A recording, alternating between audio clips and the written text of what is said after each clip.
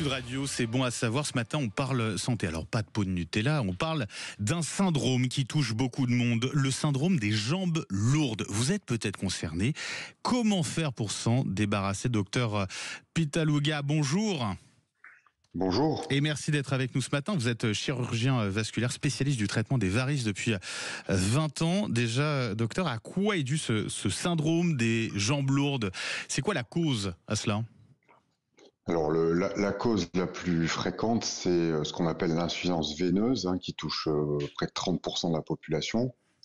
Donc c'est un retour veineux vers le cœur qui se fait pas bien. Les veines ont pour but de ramener le sang depuis les pieds vers le cœur. Oui. Et quand il y a un obstacle ou quand il y a le sang qui reflue vers les pieds parce qu'il y a un problème de valves qui ne font plus bien remonter le sang, eh bien il y a cette sensation de jambe lourde. Et la forme la plus fréquente d'insuffisance veineuse, c'est ce qu'on appelle les varices, donc c'est quelque chose de très courant. Ouais, vous avez deux autres causes fréquentes. C'est le surpoids.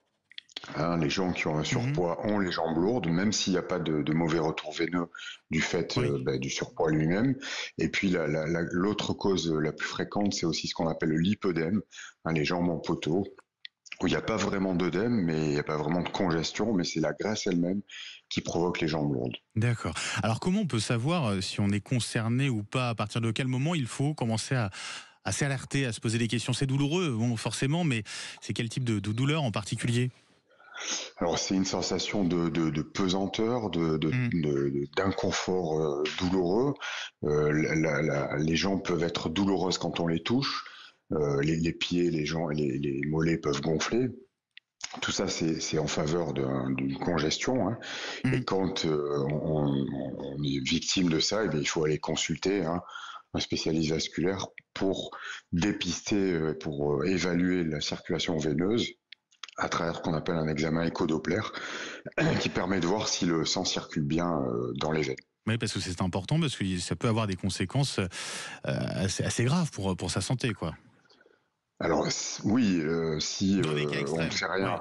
Alors quand on a une insuffisance veineuse, si on ne fait rien, ça va s'aggraver, les varices apparaissent, s'étendent, la jambe devient gonflée de façon permanente et ça peut aller jusqu'à l'ulcère veineux ou de façon aiguë, les veines peuvent se boucher, ça peut donner des phlébites superficielles ou profondes, donc c'est sérieux. Ouais.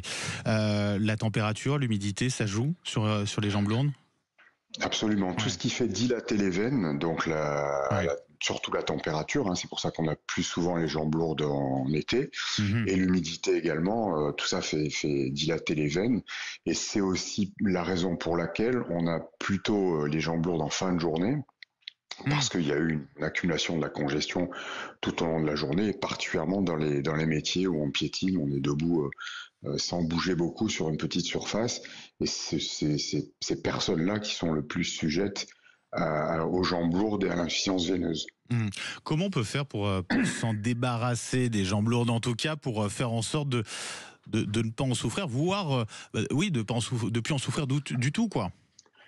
Alors, il y a des petits moyens, tout bêtes, mettre les jambes en l'air, passer de l'eau froide sur les jambes, avoir une activité physique, ça c'est vraiment important. Perdre du poids, bien sûr, toutes ces choses simples à faire. Le port de bas de contention, qui va limiter la congestion, et donc ça c'est particulièrement indiqué pour les personnes qui piétinent au travail. Donc les personnes que je vois en consultation, je leur conseille systématiquement de porter des bas de contention pendant leur journée de travail quand ils piétinent. Et puis au-delà de ça, quand vraiment on a des problèmes importants et qu'on a dépisté une insuffisance veineuse ou qu'on voit des varices sur sa jambe, il faut aller consulter parce qu'aujourd'hui il y a des moyens de traitement qui sont efficaces et qui sont de moins en moins agressifs. Il paraît qu'il n'y a pas que... Alors c'est vrai qu'on aurait tendance à penser que les jambes lourdes, ça concerne surtout les personnes les plus âgées, pas forcément. Les jeunes aussi peuvent être concernés? Ah oui, non, c'est quelque chose de très très courant. Alors, la sensation de jambes lourdes est souvent moins importante chez les gens un peu plus âgés, même s'ils peuvent avoir des varices plus importantes. Oui.